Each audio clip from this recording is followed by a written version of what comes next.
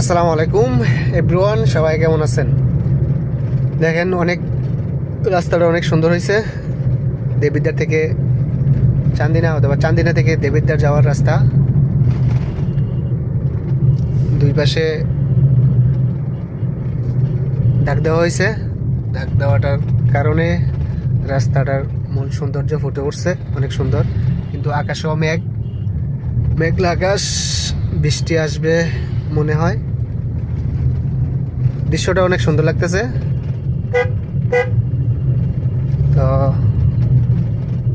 যে যেখান থেকে ভিডিওটা দেখছেন ফলো করবেন, আইডিটা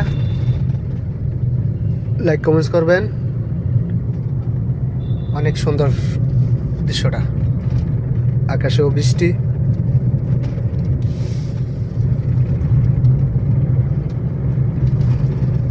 আর পঙ্কিরাজ নিয়ে যাইতেছি প্রোগ্রামে,